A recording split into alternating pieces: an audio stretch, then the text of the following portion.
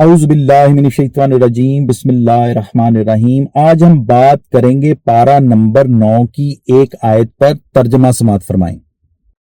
اے نبی، عفو درگزر اختیار کرو اور نیک کام کرنے کا حکم دو اور جاہلوں سے کنارہ کر دو، اور اگر شیطان کی طرف سے تمہارے دل میں کسی طرح کا وسوسہ پیدا ہو تو اللہ سے پناہ مانگو۔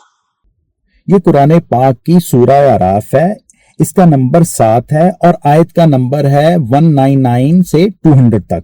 اس آیت میں اللہ ہمیں 4 سنہری اصول بتاتے ہیں۔ عفو درگزر یعنی غصے کو پی جانا اور دوسروں کو معاف کر دینا۔ دوسروں کو معاف کر دینا ہی مومن کی پہچان ہے کہ وہ غصے کو پی جاتا ہے، معاف کر دیتا ہے اور دل میں کینہ نہیں رکھتا۔ بس یہی وہ ایک خوبی ہے، یہی وہ ایک وصف ہے جو مومن کو آسمانوں کی بلندیوں تک لے جاتا ہے۔ نبی کریم صلی اللہ علیہ وآلہ وسلم نے فرمایا، طاقتور وہ نہیں جو کشتی میں دوسرے حریف کو گرا دے، بلکہ طاقتور وہ ہے جو غصے کی حالت میں اپنے آپ کو قابو میں رکھے۔ دوسرا، نیکی کی ترغیب دینا، ہمیشہ دوسروں کو اچھائی کی طرف بلانا، اور بلانا بھی نرم لہجے سے، محبت بھرے لہجے سے، کیونکہ لہجوں کا اثر روح پر ہوتا ہے۔ قرآن پاک میں اللہ تعالیٰ حضرت موسیٰ علیہ السلام کو فرعون کے پاس بھیجتے ہیں، اور اللہ رب العزت حضرت موسیٰ علیہ السلام سے فرماتے ہیں، موسیٰ جب تم فرعون کے پاس جاؤ تو نرم لہجے سے بات کرنا۔ مینز بھلائی کا کام، بھلائی کی بات، خیر کی بات ہمیشہ نرم لہجے سے ہی دل اور روح پر اثر کرتی ہے۔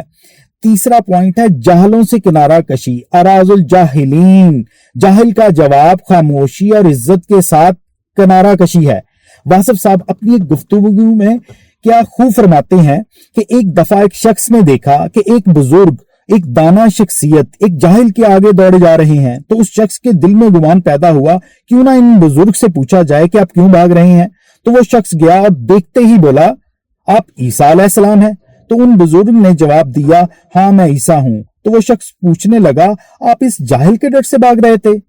تو ان بزرگ نے جواب دیا، تم نے درست فرمایا، ہاں میں اس جاہل کے ڈر سے بھاگ رہا تھا۔ وہ شخص بولا، آپ تو عیسیٰ علیہ السلام ہیں، آپ تو مردوں کو زندہ کر دیتے ہیں، آپ تو بینائی بخش دیتے ہیں، تو آپ اس جاہل سے ڈر گئے؟ آپ حضرت عیسیٰ علیہ السلام بولے، تم نہیں جانتے، جاہلیت اللہ کے عذابوں میں سے ایک عذاب ہے، اور یہ شخص جاہلیت میں مبتلا ہے اور میں اللہ سے پناہ مانگتا ہوں۔ مینز جاہلیت ایک عذاب ہے، ایک سزا ہے، اور اللہ رب العزت فرماتے ہیں ان سے کنارہ کش ہو جاؤ، اور آج ہمارے معاشرے میں یہ عذاب عام ہے۔ اور پھر اللہ تعالیٰ نے ہمیں چوتھی ہدایت فرمائی ہے، جب شیطان تمہارے دل میں غصہ ڈالے یا وسوسہ پیدا کرے تو اعوذ باللہ من الشیطان الرجیم پڑھ لو۔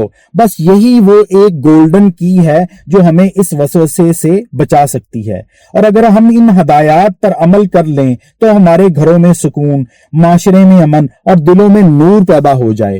اور اقبال اس حقیقت کو کچھ یوں بیان فرماتے ہیں کہ افراد کے ہاتھوں میں ہے قوم کی تقدیر، ہر فرد ہے ملت کے مقدر کا ستارہ۔ یعنی جب ہر مسلمان اپنی ذات کو سنوارے، درگزر کرے، نیکی کو اپنائے تو پوری امت کی تقدیر بدل سکتی ہے۔ تو ملتے ہیں اگلے نقطے کے ساتھ، فی امان اللہ۔